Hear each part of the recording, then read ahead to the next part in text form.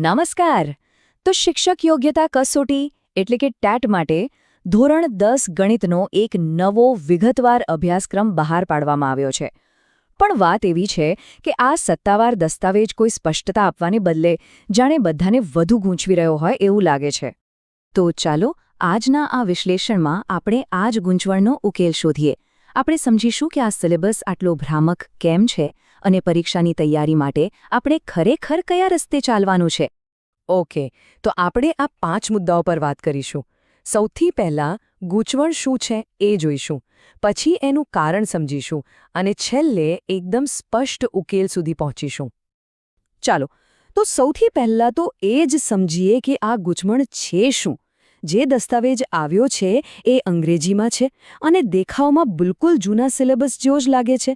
એટલે એને જોતાં જ શિક્ષકોને પહેલી નજરે જ કંઈક ગડબડ લાગે છે. અને આ દસ્તાવેજનું જે ફોર્મેટ છે ને એ પણ વિચિત્ર છે. એવું લાગે કે જાણે પરીક્ષાની તૈયારી માટે નહીં પણ કોઈ સ્કૂલના ટાઈમટેબલ માટે બનાવ્યું હોય. એમાં લખ્યું છે કે આ ચેપ્ટર પૂરું કરવા માટે 20 પીરિયડ જોઈશે. હવે પરીક્ષા આપનાર માટે આ માહિતીનો કોઈ અર્થ નથી, એ ફક્ત ગૂંચવણ જ વધારે છે. હવે આવીએ સૌથી મોટા પ્રોબ્લેમ પર. આ અભ્યાસક્રમમાં એવા વિષયો પણ દેખાય છે જે બધા શિક્ષકોને ખબર છે કે નવા પાઠ્યપુસ્તકમાંથી તો ક્યારનાય નીકળી ગયા છે. અહીંયા જુઓ, આ સ્લાઇડ પર આખી વાત સ્પષ્ટ થઈ જશે. એક બાજુ જે ઓફિશિયલ સિલેબસ છે એમાં લખ્યું છે રચનાઓ એટલે કે કન્સ્ટ્રક્શન્સનું આખું ચેપ્ટર, અને બીજી બાજુ આપણી નવી ટેક્સ્ટબુકમાં એ ચેપ્ટર આખું કાઢી નાખવામાં આવ્યું છે.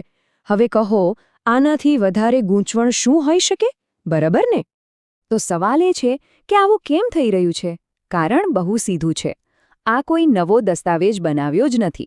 એમણે બસ જૂની પીડીએફ ફાઇલ લીધી અને એના છેલ્લા પાના પર એક લિસ્ટ જોડી દીધું કે જૂની ચોપડીમાંથી કયા કયા ટોપિક્સ કાઢી નાખવાના છે.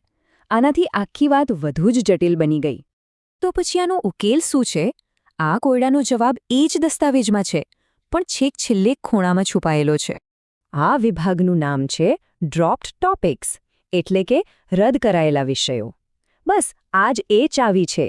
આ લિસ્ટ આપણને જણાવે છે કે જૂના સિલેબસમાંથી કઈ કઈ વસ્તુઓ હવે ભણવાની કે ભણાવવાની નથી.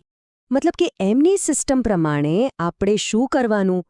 પહેલાં આખો જૂનો સિલેબસ જોવાનો, પછી છેલ્લે જઈને ડ્રોપ્ડ ટોપિક્સનું લિસ્ટ શોધવાનું અને પછી એ બધા વિષયોને મગજમાંથી કાઢી નાખવાના. ત્યારે જઈને આપણને નવો સિલેબસ મળે. કેટલી બધી માથાકૂટ! તો આટલી બધી મહેનત કરવાની જરૂર ખરી? બિલકુલ નહીં. જો આ બધી ગૂંચવણમાંથી બહાર નીકળવું હોય તો એક જ વાત યાદ રાખવાની છે: આપણું નવું પાઠ્યપુસ્તક જ આપણો અંતિમ અને સાચો અભ્યાસક્રમ છે.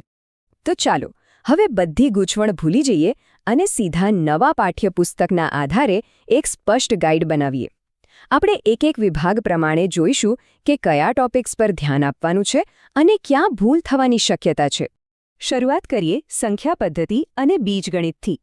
આમાં આપણે વાસ્તવિક સંખ્યાઓ, બહુપદીઓ, દ્વિચલ સુરેખ સમીકરણ અને સમાંતર શ્રેણી આ 4 ચેપ્ટર કરવાના છે. અને હા, જૂના સિલેબસમાં જે શેષ પ્રમેય હતો એ હવે નથી, એટલે એના પર બિલકુલ સમય બગાડવાનો નથી. હવે વાત કરીએ ત્રિકોણમિતિ અને ભૂમિતિની. આમાં ત્રિકોણમિતિનો પરિચય, ત્રિકોણ અને વર્તુળ છે.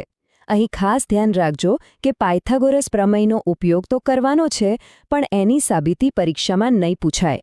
અને સૌથી મોટી રાહતની વાત, પેલું રચનાઓનું આખું પ્રકરણ જ હવે સિલેબસમાંથી નીકળી ગયું છે. આગળનો વિભાગ છે યામ ભૂમિતિ અને માપન. આમાં યામ ભૂમિતિ, વર્તુળ સંબંધિત ક્ષેત્રફળ અને પૃષ્ઠફળ ઘનફળ જેવા ટોપિક્સ છે. અહીં પણ એક ફેરફાર છે. જૂના સિલેબસમાં જે ત્રિકોણનું ક્ષેત્રફળ શોધવાનું સૂત્ર હતું એ હવે કાઢી નાખવામાં આવ્યું છે. અને છેલ્લો વિભાગ આંકડાશાસ્ત્ર અને સંભાવના.